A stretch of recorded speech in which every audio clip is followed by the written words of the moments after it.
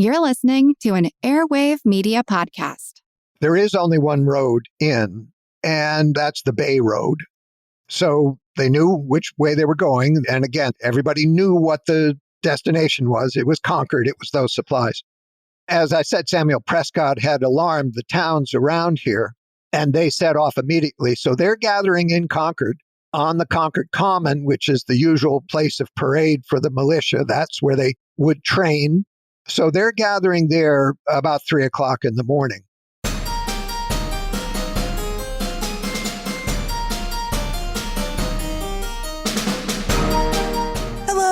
And welcome to episode 409 of Ben Franklin's World, the podcast dedicated to helping you learn more about how the people and events of our early American past have shaped the present-day world we live in. And I'm your host, Liz Covart. April 19, 2025 marked the 250th anniversary of the battles of Lexington and Concord, that moment that turned the American Revolution from a protest to a war. But what do we really know about that fateful day? How did the people of Concord prepare for what they faced in April 1775? David Wood, the longtime curator at the Concord Museum and author of the book Eyewitness to Revolution, The American Revolution in the Concord Museum, joins us to explore answers to those questions. During our exploration, David reveals how the people of Concord prepared quietly and carefully for war months before April 1775. Why the British Army marched on Concord on April 19, 1775, and the resistance it met with at Lexington and Concord, and the significance of the material culture, like a lantern from the Old North Church, preserved in the Concord Museum's vast April 19 collection. But first, 250th anniversaries of the American Revolution and its war for independence are now coming quickly, beginning with these, the battles of Lexington and Concord in April 2025, and continuing through the anniversary of the Franco-American victory at Yorktown in October 2031. Now, as you know, the Ben Franklin's World team and I have been covering these 250th anniversary events since 2015, and we're committed to continuing that work. While we won't be able to cover every single anniversary, we will do our best to highlight the significant moments and some of the smaller ones while we continue to explore the full breadth and complexity of early American history. Because the American Revolution didn't happen in a vacuum. There is so much more in early America than just 1776. And I say this as a scholar with a research expertise and an absolute love for the American Revolution. So be sure you follow Ben Franklin's World wherever you get your podcasts so you don't miss an episode or a major 250th anniversary. All right, are you ready to explore the battles of Lexington and Concord? Let's go meet our expert guide.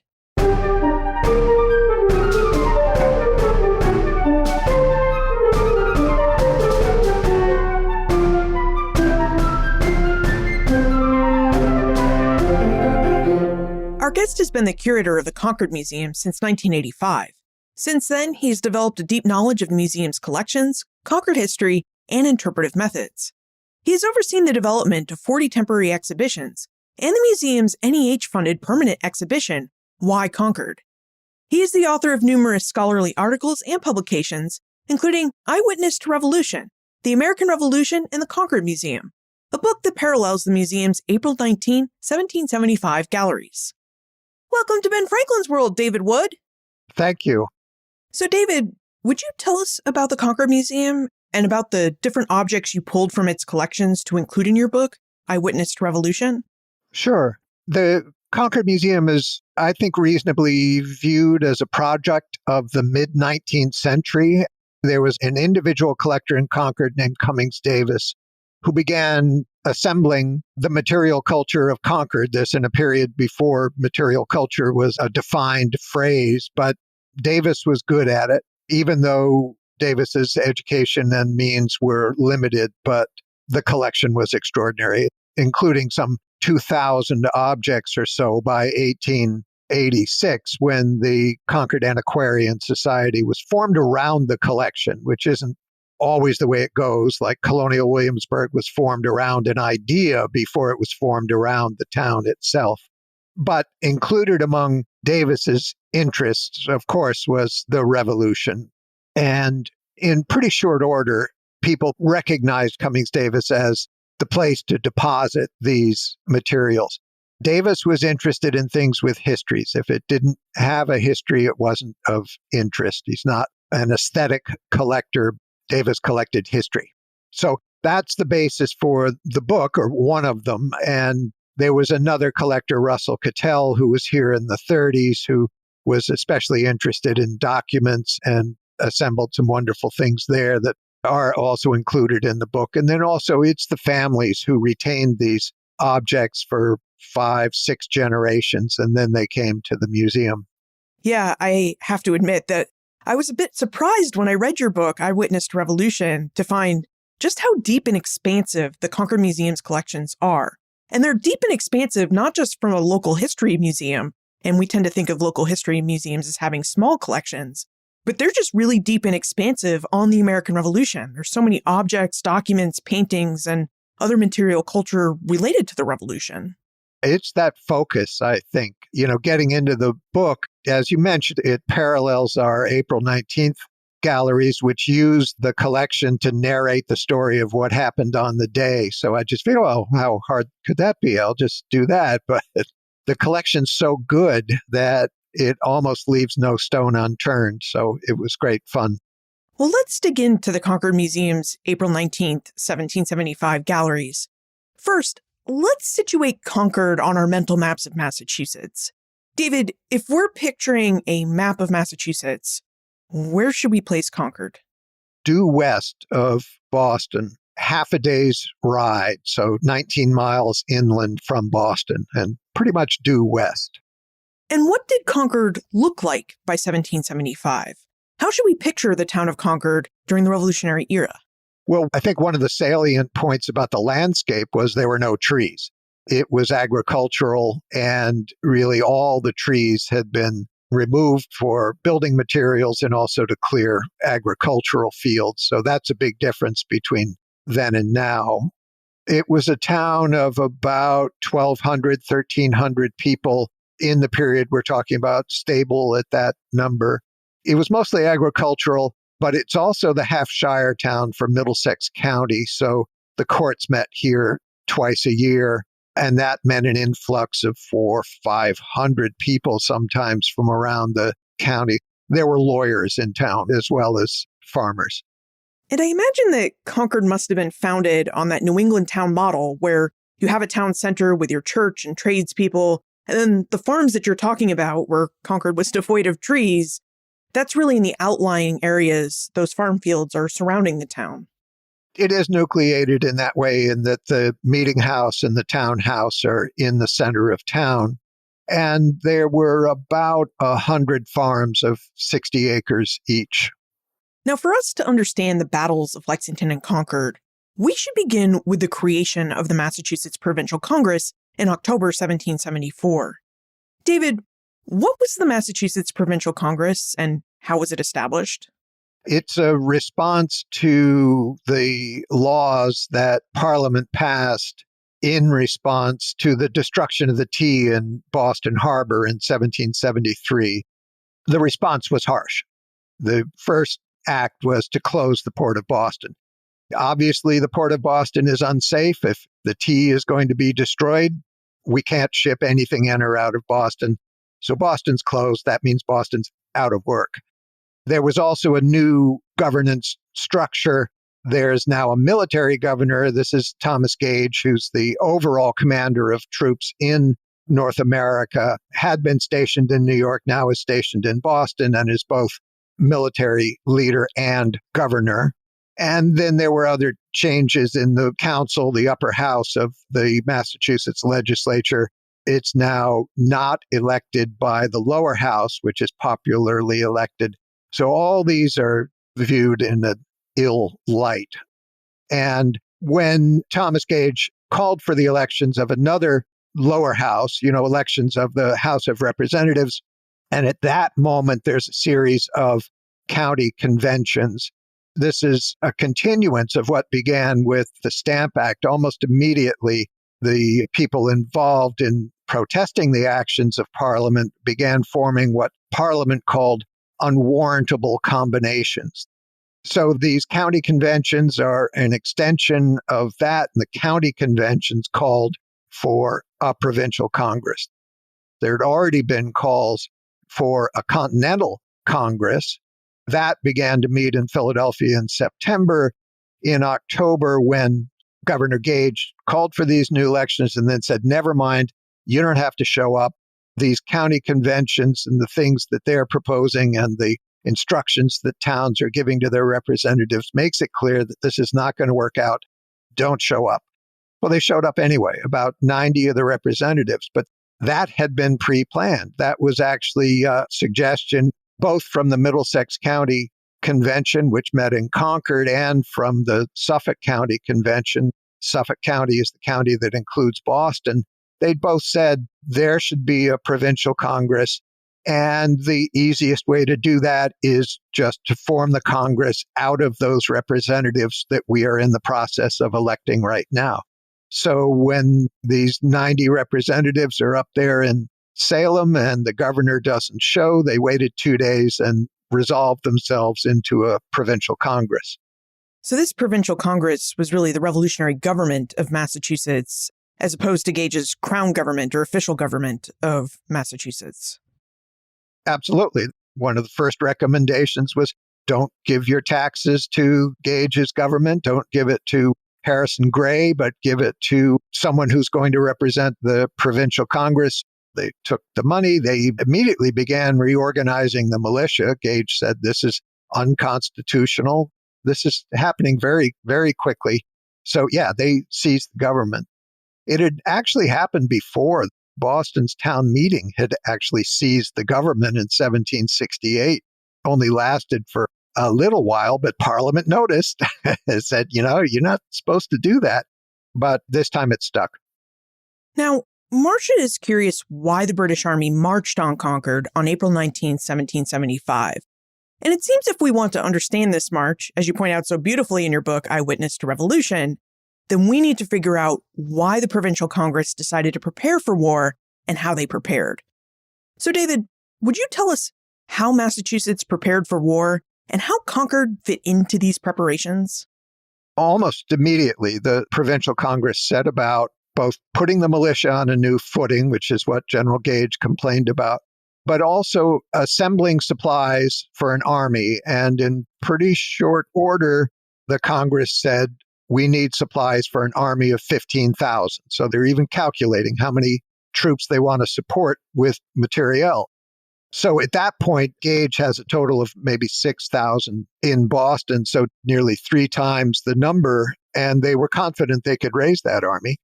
So they began gathering supplies with using this money rather than turning over to Harrison Gray they'd kept for themselves. So that's mountains of material, tons and tons, wagon loads of material flowing into Concord and Worcester. Those were the 2 major depots for these supplies, and it includes everything. It's provisions like barrels of beef, barrels of pork, barrels of rice, but it's also tents, musket balls, it's cannonballs, entrenching tools, spoons, trenchers, barrels and barrels of these things. And they were all over town. This was something that Colonel James Barrett was largely responsible for with another man named Haywood.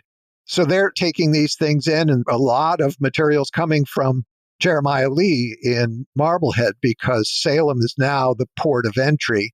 So Lee is getting all these materials and shipping them out to Concord, and they're distributed around here. So it was those supplies that the British forces came out to capture. Concord must have been fairly unified in its opinions about supporting the revolution if it was serving as one of the colony's major supply depots. It was. There was only one individual in Concord whose property was seized, and that's a low number. So, yeah, it was fairly unified. But the actions of the Middlesex County Convention, for instance, makes it clear where this community stood. And it was a safe place for the material. It was far enough from Boston, half a day's ride away, so near enough to be useful, but far enough away to be outside of the usual range of the regulars. The British regulars had a very hard time getting more than a mile or 2 from Boston without some reaction. So they were pretty much holed up in Boston. Now, you also mentioned that one of the tasks the Provincial Congress took up was to reorganize the Massachusetts militia.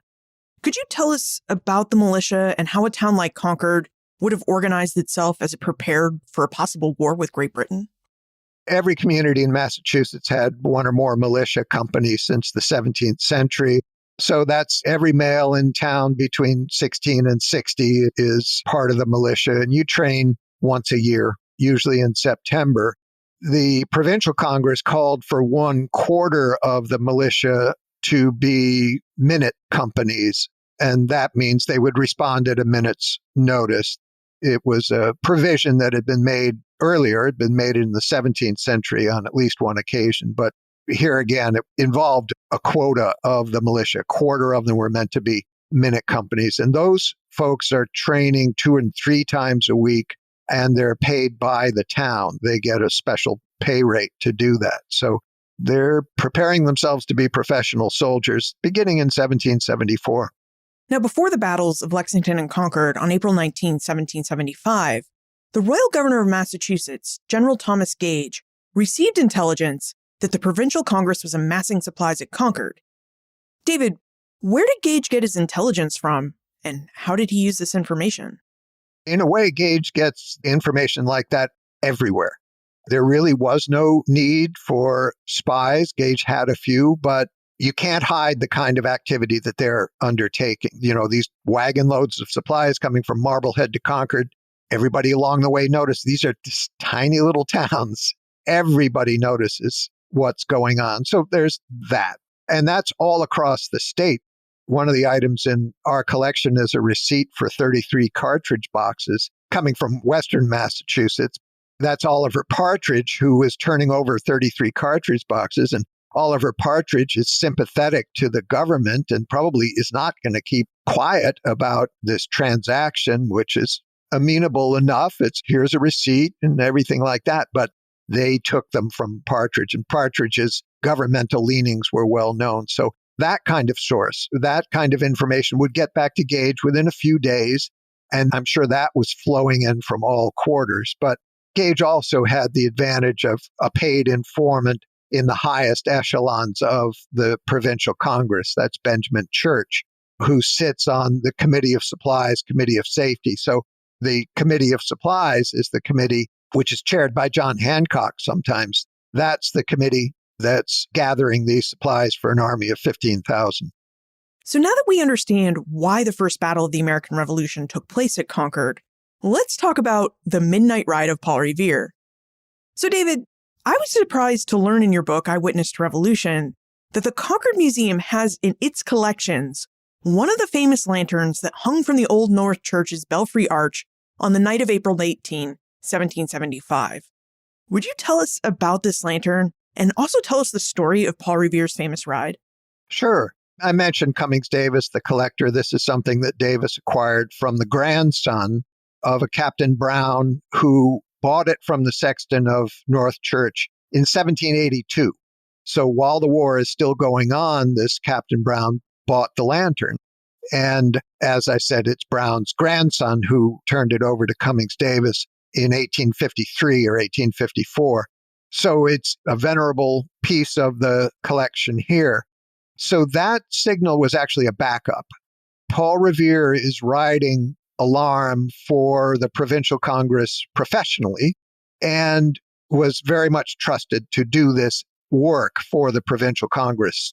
It's Revere who carries the news of the destruction of the tea in Boston Harbor. It's Revere who takes that news to Philadelphia. With this raid coming up, and everybody knew it was going to happen, Gage was ordered to repeatedly go and capture those stores. And everybody knew the stores they really weren't doing a very good job of hiding what they were up to, printing things in the newspaper that they probably shouldn't have. So everybody knew this stuff was here, and everybody knew that they had to come out and make an attempt to take it.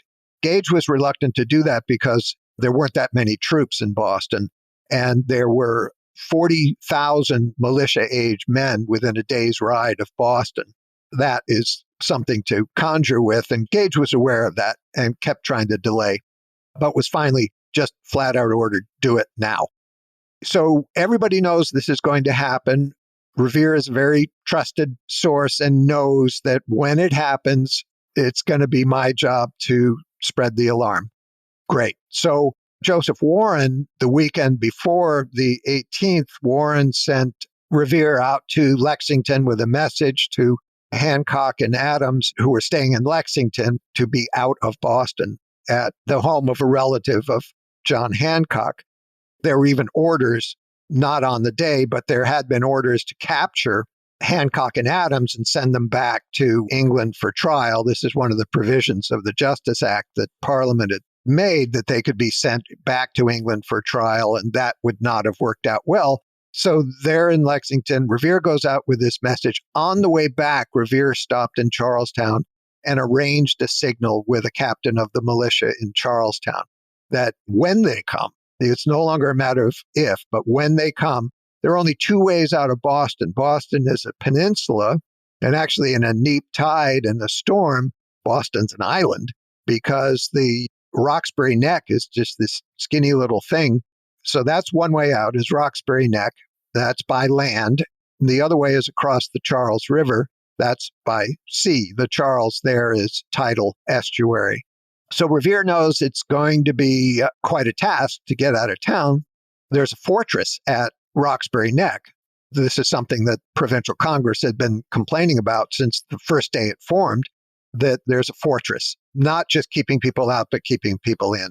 So that's one route. The other route means you have to row under the 70 guns of the HMS Somerset in a nearly full moon. So Revere wanted to back up. That's this signal, that if they come out, the signal will briefly be flashed from the belfry there. And that's how dark Boston was in those days, that just the light of two candles, you could see it from Charlestown. And the signal worked, but also really against all odds, Revere got across the Charles River. Now, Paul Revere wasn't the only person to make the ride that night. He was met by William Dawes and Samuel Prescott, who also made the ride to sound the alarm that the British regulars were marching inland towards Concord. And I know this story is often told with Paul Revere and Dawes and Prescott screaming, "The British are coming!" But we have to remember that everyone was British at this time, so they would have said, "The redcoats are coming, the regulars are coming," or the derogatory, "The lobsterbacks are coming." But David, once all of these towns received word that the regulars were on their march, how did they prepare for their arrival? And we should say that these towns are receiving this news in the wee hours of April 19. They were already prepared, and the evidence is unequivocal. There was no preparation. The alarm comes, they set out. No delay. Absolutely no delay. William Dawes was also asked by Joseph Warren to take the message to Lexington. Warren had a backup. Revere, you go that way. Dawes, you go that way. And they both worked. Again, Dawes talked his way through the fortress. Don't know how. Then they met Samuel Prescott in Lexington, and Revere was captured. Dawes and Prescott got away. Prescott went west and kept spreading the alarm. But the alarm was also spreading by that lantern signal. The way that this alarm spread, and it was laid out in the Suffolk Resolves in September of 1774, basically said, if something happens, the selectmen or the committee of correspondence will send a message to the next town, wherever this happens, but let's say it's Boston. You send a written message to the selectmen or the committee of correspondence in the next town, and then they send out more riders with this written message. So that's the way this thing is spreading. It's spreading radially out of Boston since 10 o'clock at night, and it's spreading at about 7 miles an hour. So these towns are getting the alarm.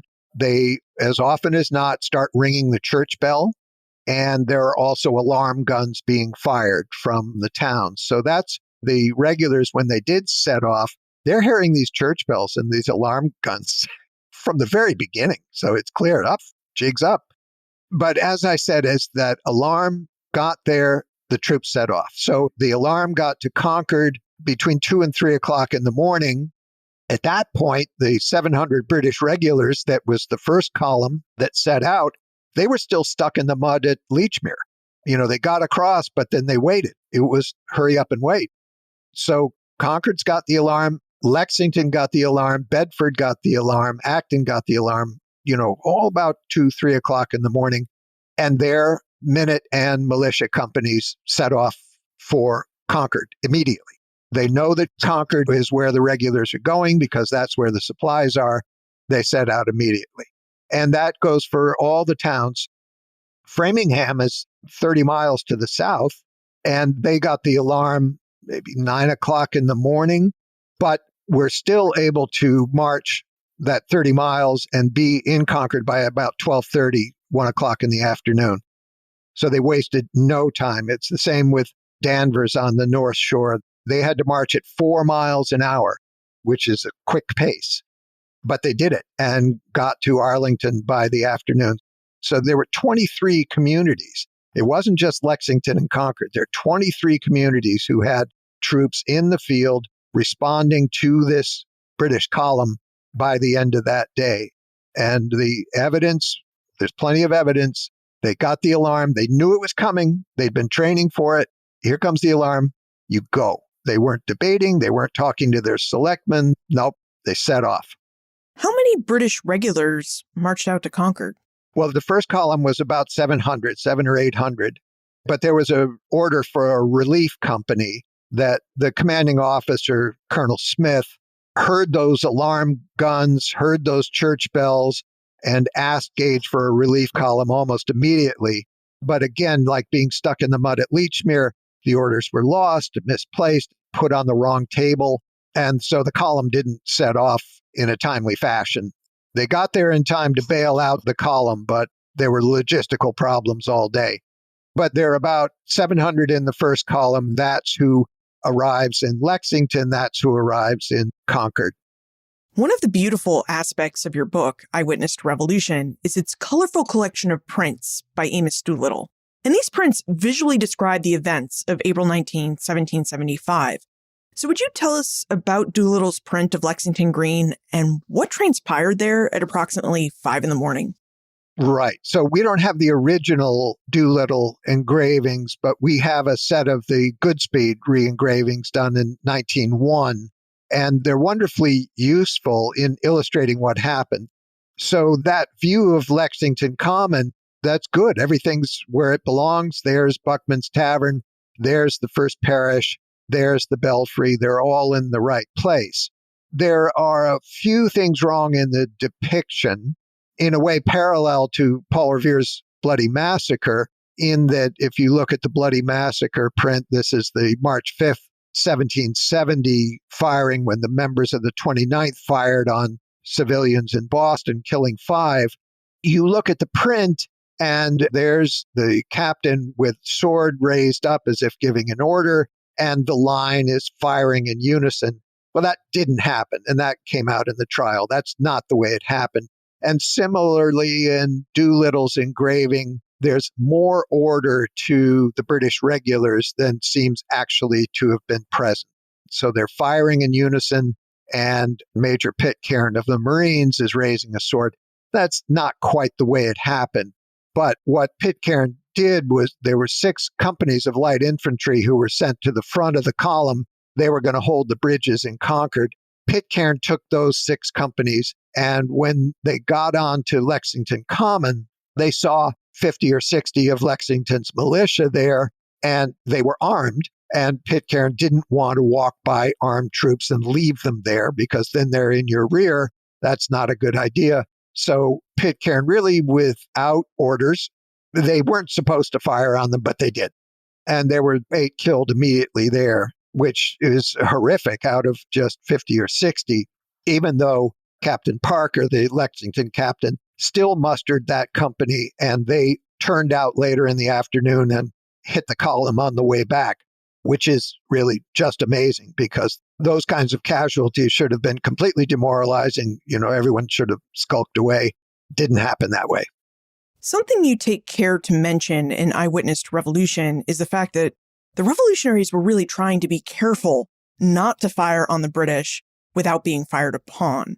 So I know every historian has a different answer, but after we take a moment for our episode sponsor, I would love it if you would tell us if you have any new insights about who fired the first shot. Do you ever feel like history is unfolding right before your eyes?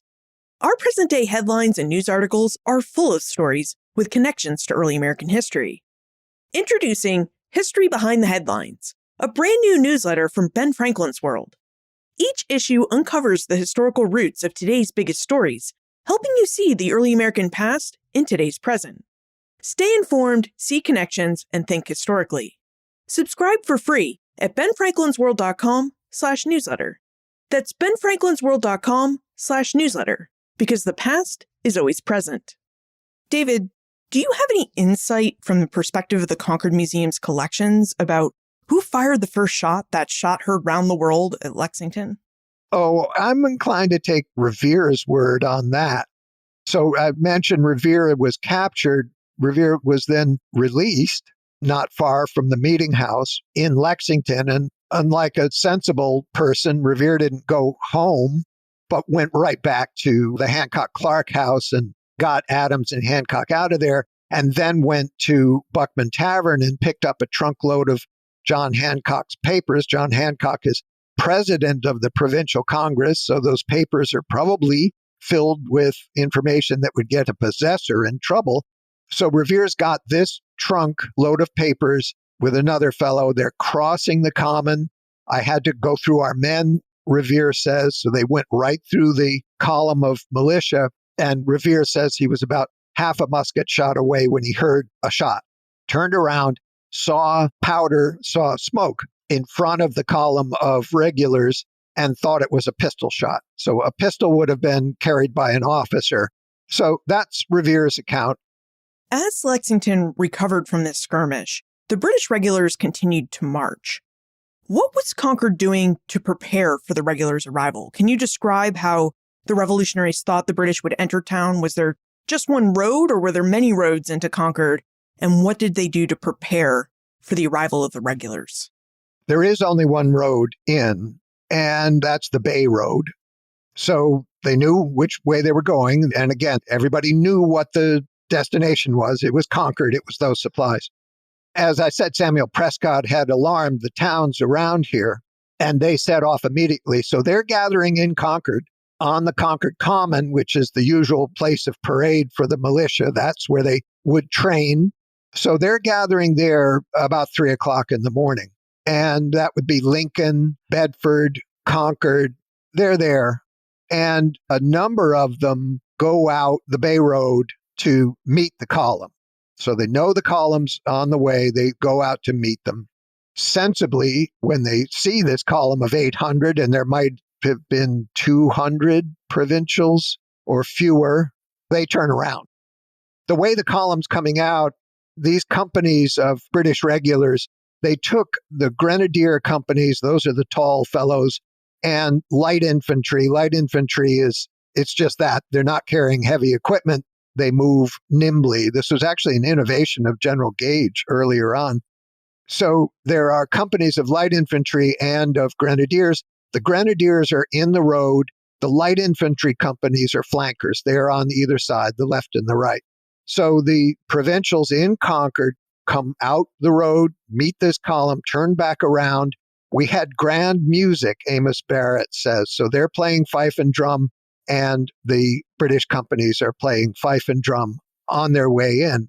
There's this ridge in Concord. It's a terminal moraine ridge that overlooks the town. So the provincials go up on that ridge, and so do the light infantry, and they chase them off the ridge and leave town toward the north, cross the North Bridge, and go out to another elevated place, Punkatasset Hill, just to see what's going on.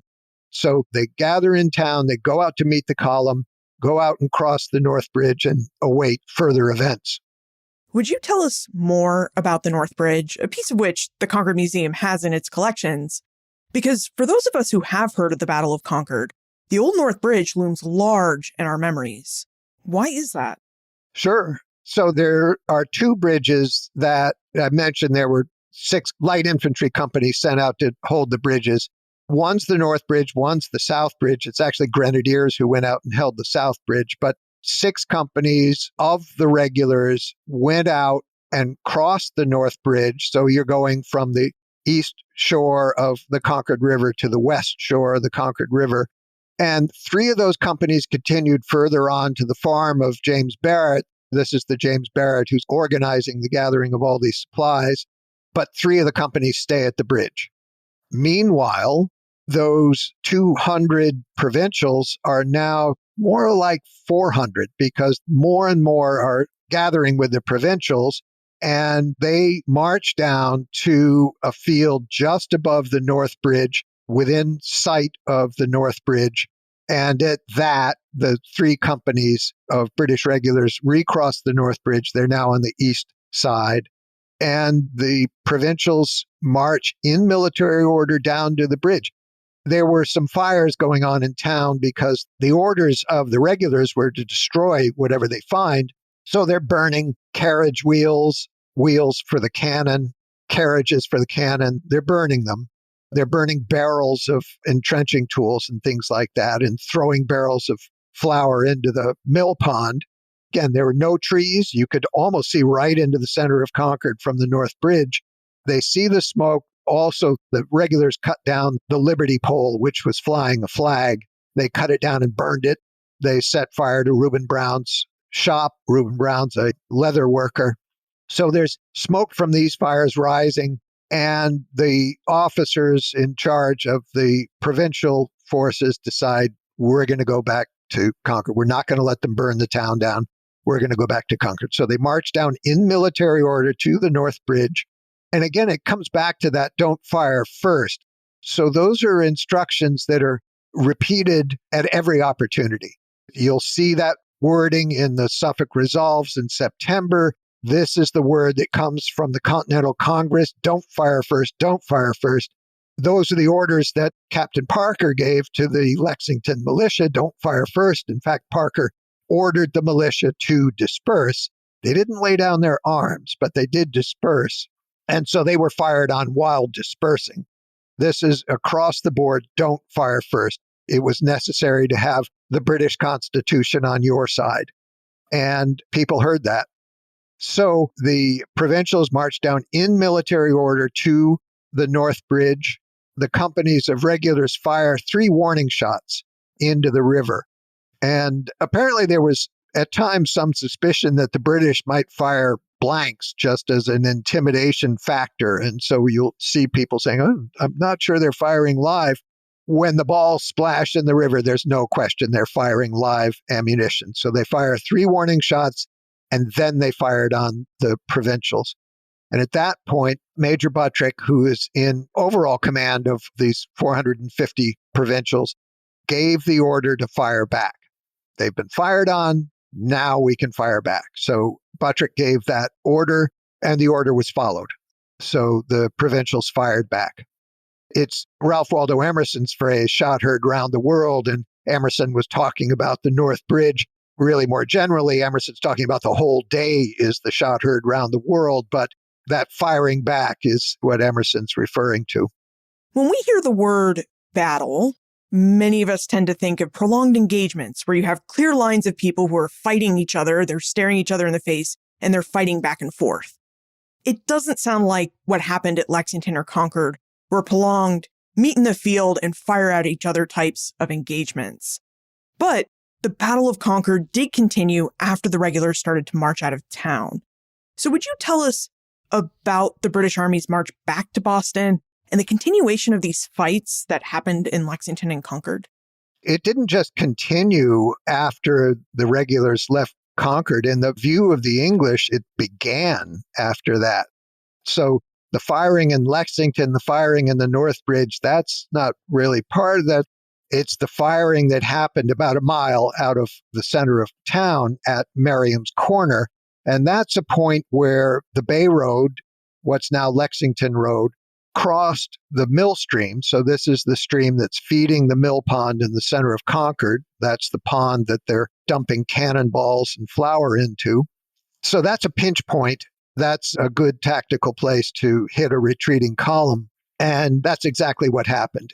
So the firing at the bridge included Bedford, Lincoln, Acton, Concord. And they left the North Bridge and went behind the ridge at the same time that the regulars on the other side of the ridge are finally leaving town at about noon. There's a lot of delay.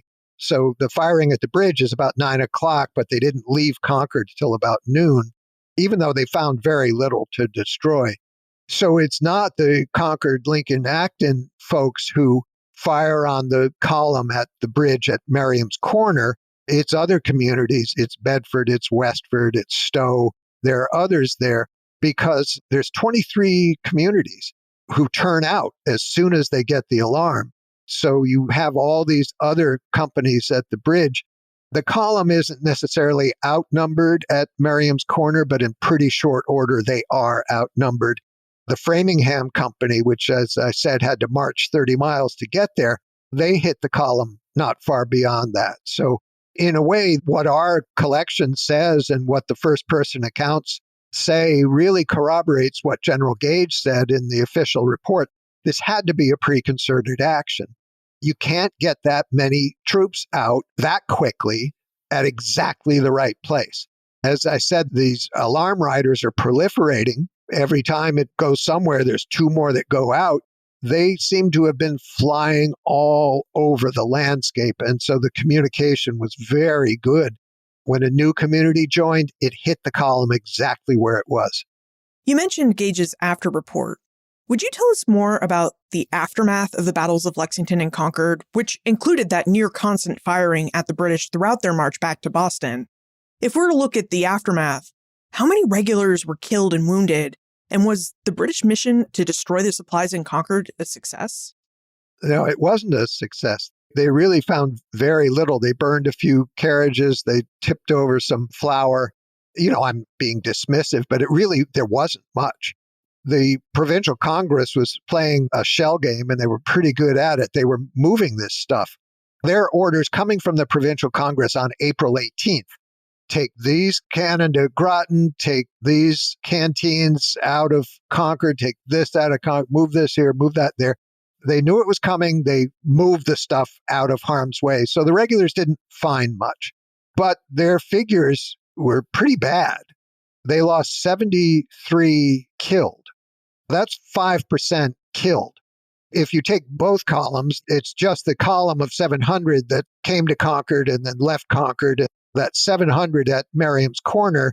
And then there's another 700 or 800 in the relief column that did finally meet them in Lexington. General Percy's column with 2 cannon did meet the column returning to Boston. They met them in Lexington, gave them a little relief there. So if you say that's 1,600, you're still losing 73 killed. That's 5%. On any battlefield, that's a horrific number. They also lost more than 170 wounded and about 25 missing. From the provincials, they lost 49 killed and 41 wounded. And that's a suspicious number. The British had more than twice as many wounded as killed. The provincials had fewer wounded than killed. And that was suspicious to people at the time. It's still suspicious to historians. The British regulars were killing the wounded. So that is a fairly damning set of figures.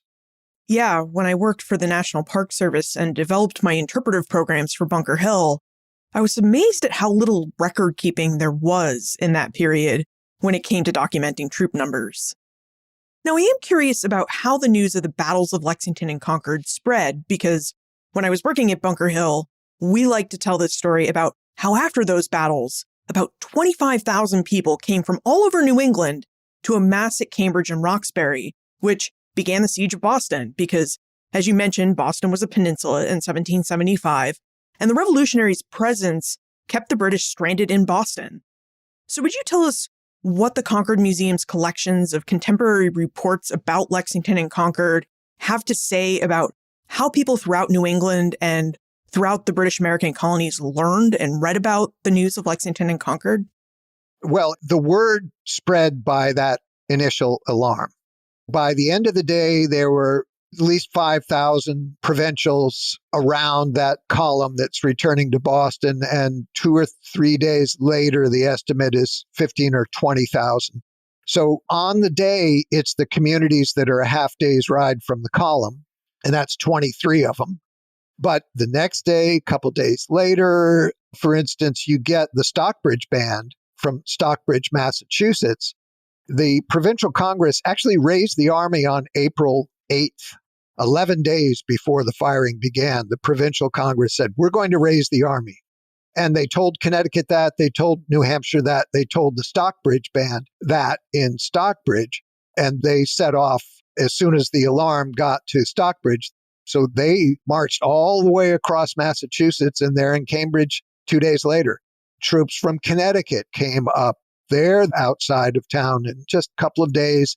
New Hampshire's there.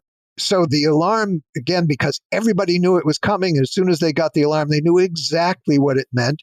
And they turned out. But the news, the kind of written report of the news rather than the oral report, that spread remarkably quickly as well. So the provincial Congress ordered on April 23rd that depositions be taken from everybody who was there. And these were gathered up and handed over to Richard Darby of Salem, who was a great sailor and had a fast ship. And it takes 30 to 50 days to cross the Atlantic. Darby did it in, I think, 28 days or something like that. I mean, really quick. So that the provincial reports of what happened got there a month before General Gage's official report got there. So that news is in the London papers before the end of April. So that's another way that this news spread. The account of it was printed in the Salem newspaper on the 26th of April, I think, and then reprinted in a broadside that's in our collection, which gives a pretty accurate account of what happened on April 19th. And that is before the end of April, that broadside is published. David, what do you think the legacies of the battles of Lexington and Concord are? And how do you think the collections of the Concord Museum help further those legacies and preserve them for future generations? Well, the firing that started at Lexington didn't end until Yorktown. So this really was the moment. This was the real thing. And my aim for Eyewitness to Revolution was to get the objects in our collection to tell their stories, to tell the story they had to tell. And what I found was that this was a story of extreme preparedness, just earlier and earlier and earlier. You just keep backing the date up. When were they completely committed? September of 1774. It's really extraordinary. And the objects themselves tell that story. And the first person accounts, we don't hold the first person accounts. They're in archives like the Massachusetts State Archives and Mass Historical and elsewhere. But the first person accounts, the accounts that are in the newspaper, they tell this same story, which is not really the story you encounter in the history books necessarily, which are looking at theory maybe. They're looking at, well, what do the lawyers have to say about what's going on? When you just hear the word of mouth, it's amazing. They were ready earlier than we can give them credit for. Well, now it's time for the Time Warp. This is the segment of the show where we ask you a hypothetical history question about what might have happened if something had occurred differently or if someone had acted differently. David, in your opinion, what might have happened if the British had not marched for Concord on April 19, 1775? How do you think the course of the American Revolution might have been different? Well, in one sense, if they hadn't marched on April 19th, they would have marched on April 20th. Gage's orders were unequivocal. Go get that stuff. So they were committed to that. They were going to do that. Something that might have happened, but didn't happen. The first column of 700 or 800 might have been captured completely. It was that close. They were at points surrounded 8-1, something like that. And even after the relief column had joined up with them, if General Percy hadn't taken the north route, Percy had an option in Cambridge to either take this bridge or go above it. If Percy had gone for that bridge, well, the bridge had been destroyed. They might have been captured there because even then, there's a column of 1,600. There were 5,000 within musket range of them. They might have been completely captured. That would have changed things. If that whole column had been captured, I don't know, somebody will have to ask Nat Philbrick to write that story for us. What would have happened then?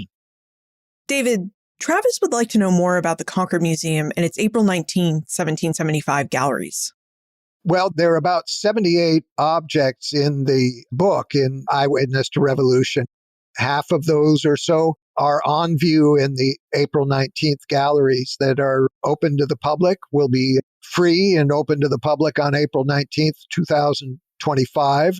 It'd be a little difficult to get into town that day, but that installation is long-term, so that material will be available straight through. And Chris has a question about interpretation and anniversaries.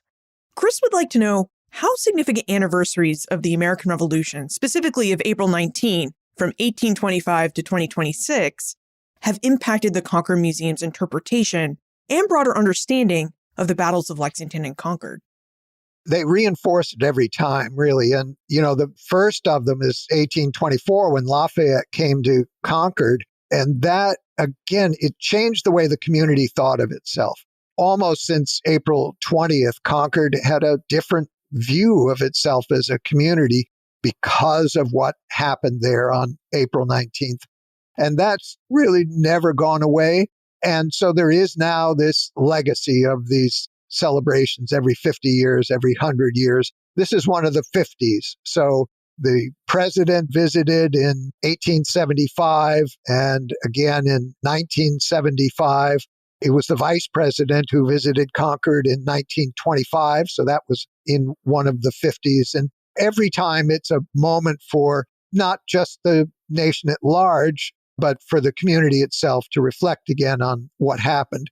We're kind of always a year earlier because it's always 1775 that this area is commemorating, whereas for the rest of the nation, the anniversary is really next year, and it's not in April, it's in July. Well, I know you've piqued our interest in visiting the Concord Museum and its collections. So can you tell us how we might approach our upcoming visits to the Concord Museum and whether the April 19 galleries are always open? They are. We're open 7 days a week, beginning in April. So they're always accessible. The galleries are always accessible. And if we have more questions about the battles of Lexington and Concord or the Concord Museum, where's the best place for us to get into contact with you or one of your Concord Museum colleagues? Our website is concordmuseum.org, and an inquiry to that will get a response. Wonderful. Well, David Wood, thank you for introducing us to the Concord Museum and its amazing April 19, 1775 collections, and for taking us through the battles of Lexington and Concord. Happy 250th. You're welcome. It's been my pleasure. The battles of Lexington and Concord marked a turning point, not just in colonial resistance, but in the making of a new nation. As David noted, the battles of Lexington and Concord weren't spontaneous uprisings. They were the result of months of preparation, coordination, and deep commitment to the revolutionaries' cause. David also reminded us how the material culture of April 19, the Old North Church lantern, cartridge boxes, and even receipts for supplies, can add depth to the stories that we thought we already knew.